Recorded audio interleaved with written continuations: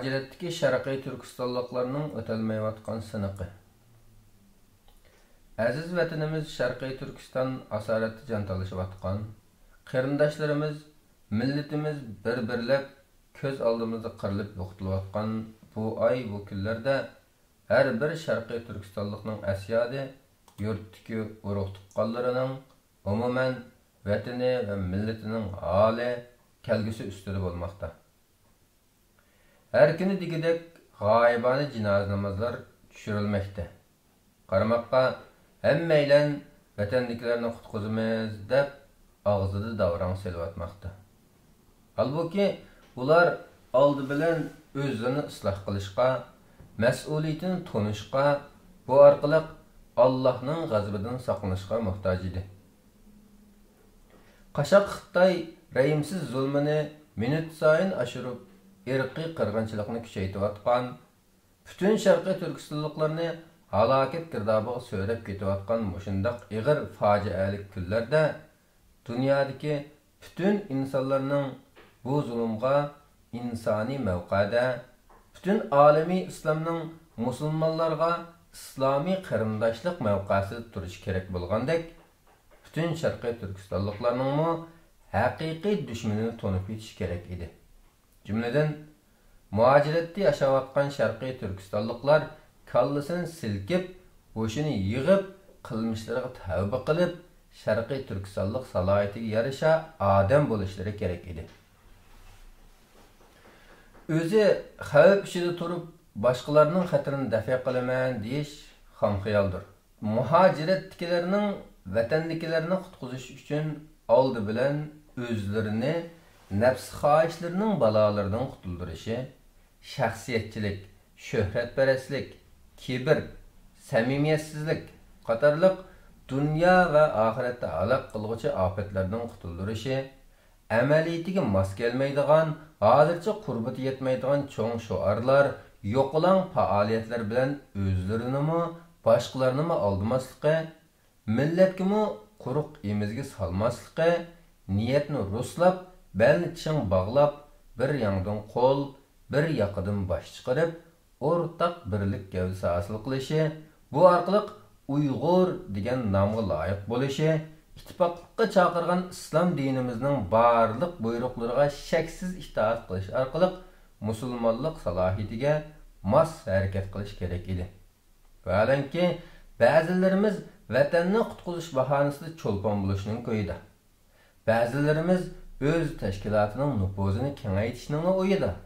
Yana ba'zilarimiz ko'nrab kuchini yo'qotgan tashkilotlarni yashartish xiyolida. Kimlardir yangi, ammo yangilik kelolmaydigan tashkilotlarni qurib olib, millatning ko'zini olachakman qilish ko'yida. Kimlardir ma'lum davlat va organlarni rozi qilish tushida. Yana kimlardir texicha Xitoydan mehrini uzalmay, dushmanni dushman ko'rolmay, jismi vatan sirtiga chiqargan bo'lsa-mu, ruhi texicha asoratdan qutulolmag'achqa o'zaro datalash, tugmas majralar bilan dushmanning depiga usul o'ynab, boshqalarning o'ynatib ketavermoqda. Eng afsuslanarli yeri shuki, birilarining ko'ziga qarab mustaqillik haqqini og'zidan chiqarolmaydigan, yana birilarining ko'ziga qarab jihad va qurolliq kurash burchimizni xiyoliga keltirishdan endikadigan siyosatchilarni ko'ryapmiz. Hatto ko'rinishda voy millat, ah vatan deb haqiqatda bo'lsa shu millatning diniga, e'tiqodiga til tekkizadigan, shu millatning dindor kishilarga nashtrini sanjimay turolmaydigan saxta millatparvar manqurtlarmi az emas. Hammasi g'arazlik yoki bag'arazlarcha tashviqot vositalarini sesitib yurmoqda. Mana bular bir tarafdan millatimizning birlik tutqunlarini zidlash orqali natijaga bo'lib, bir tarafdan diniy e'tiqod bilan milliy ongni dushmanlashtirsa, yana bir tarafdan haqiqiy dushmanni toniy olmay yoki ko'rmasga selib, ichimizdan dushman izlash orqali vaqt va zehn xuratmoqda. Bundaq bo'linish keltirib chiqarishlar dushmanlarimizning tarixdan buyon ilm ahlilarini diniy va fanniy ziyoli deb parchalab millatga ziyon urg'unidimi ig'ir talafotdir. Yaqinqi 5 yil mobaynida zulmni dunyoga anglatish davomlashdi. Boshqalarga anglitishga hirs bo'lganchilik o'zimizni o'ngshashqa, o'shimizni yig'ishqa birer oy yoki birer hafta bo'lsa-mu tirishmadik, urinmadik. Hatto voy vatandagi millatimiz deb qo'yib, yenimizdagi qarindoshlarimizni muomalalarda qaqti-so'qti qilishni, paychek, shaxiltib setishga o'xshagan qimor, jazoni va hokazoga o'xshagan bir-birimizning haqqini yevilishga yetadigan qilmishlarni bir kunga to'xtatmadik. Ashu xo'rlangan, chorasiz, sap va oqko'ngil millatga selinayotgan zulmni yo'qotishni boshqalardan kutdik-yu, o'zimiz va atrofimizga zulm qilishni uzib qo'ymadik. Ko'rsakmi, eranishmaydigan bo'lib ketdik. Tuzitish uchun tuzukgina harakat qilmadik. Aksicha, tuzitishga chaqirganlarni yomon ko'rdik. Allohdanmi yordam kutmadik. Aksicha, bir-birimiz bilan nafilishni davomlashtirdik. Endi o'ylab boqaylik.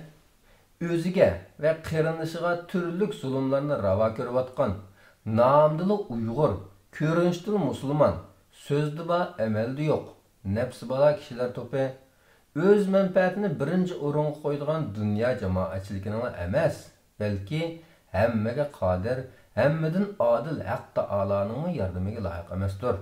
Unutmaylikki, Allah her işimizin ko'rib turg'uchi, niyatlarimiz va gap so'zimizda samimiy bo'lgan yoki bo'lmaganligimizni bilib turg'uchidir.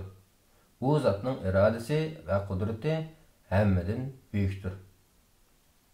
Bu zulmni to'xtatishga qandaqsiga butun dunyodagi mazlumlarning yiligini so'rab, qenini emib, zulm, nohaqchilik, irqiy qirg'inchiliklarga va butun bir millatni yo'qotish planlarining ijrosi qarab turgan namda insonparvar, shaklda demokrat, amaliyotda bo'lsa, o'zlarining manfaatlarini ko'zlaydigan xalqaro jamoatchilik loyiq bo'lsin. Darvaqa millatimizning qirilib yo'qotilayotganiga butun dunyo qarab turmoqda. Bo'layotgan zulmlar davlat va xalqlarga zalim Xitoyning haqiqiy abdibashirisini echib berishni davom qilmoqda. Uyg'ur yo'qolib ketyapsimi, Xitoydan manfaat olayotganlar aqalli insoniy burchidan voz kechmoqda. Nihoyatda Sharqiy Turkiston xalqi duch kelayotgan bu qirg'inchilik "Maniman" degan demokratik davlatlarni, "Maniman" degan inson haqlari da'vochilarini sinayotdi. Bu sinoq "Maniman" degan din va qon qarindoshlarini tasqayotgan ilohiy sinoq bo'lganidek, har bir Sharqiy Turkistonlikning o'talmayotgan sinoqidir. Mana bu hammamizni o'ylantiradigan bir vaziyat, uyg'onishga chaqirayotgan bir fursat.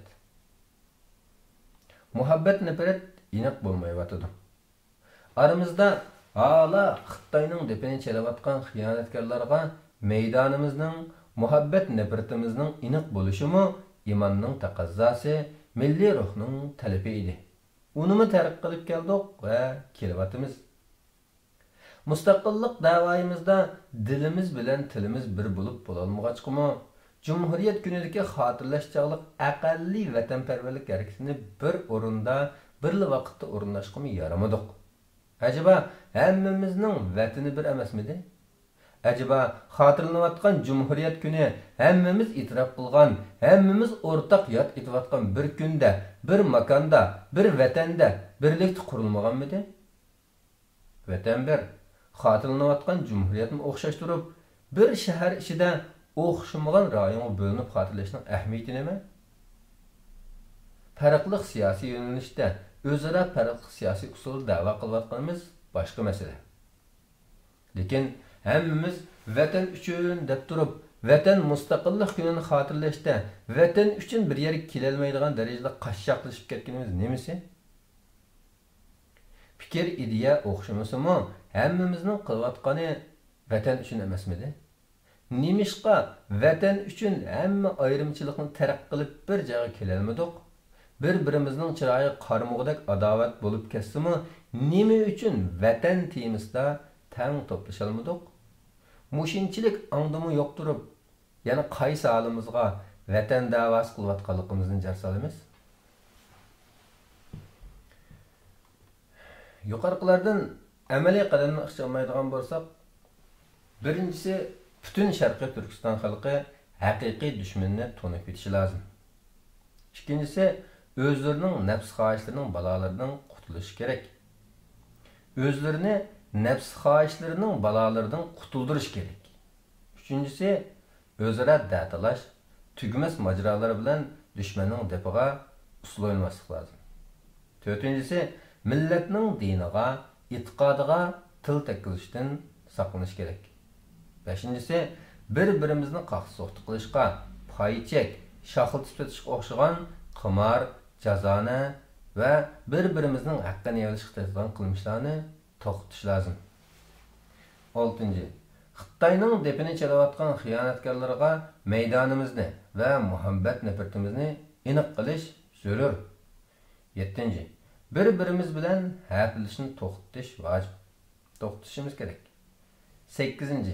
Zulmni yo'qotishni Allohdan umid qilgan asosda oldi bilan o'zimizdan kutish kerak. 9. Vatan uchun qilayotgan ishimizda samimiy bo'lib, vatanning manfaatini oldingi o'ringa qo'yish kerak. Mas'uliyatimizni vaqtida ado qilib, bu sinoqni o'talisak, o'zimizni Allohning g'azabidan qutuldira olamiz. Millatimizni qutuldirishga ula hozirlagan bo'lamiz. Andan Allohning rahmati, qudrati va qo'g'dishiga ishonch qilgan holda dadil qadam ilish bosqichiga o'talaymiz. Shundala Allohdan madad, nusrat keladi. Bizdan talab qilinayotgani faqatla nafsimizni yig'ish, xulqimizni tuzatish, to'g'ri yo'lga qaytib uyushish. Buni qila olmasak, millatni emas, o'zimizni qutuldira olmaymiz. Doktor Abdulaziz Rahmatullah, Hijriya 1444-yili, Jamadiyal avvalning 3-kuni, miladiya 2022-yili, noyabrning 27-si. Assalomu alaykum va rahmatullohi va barakatuh.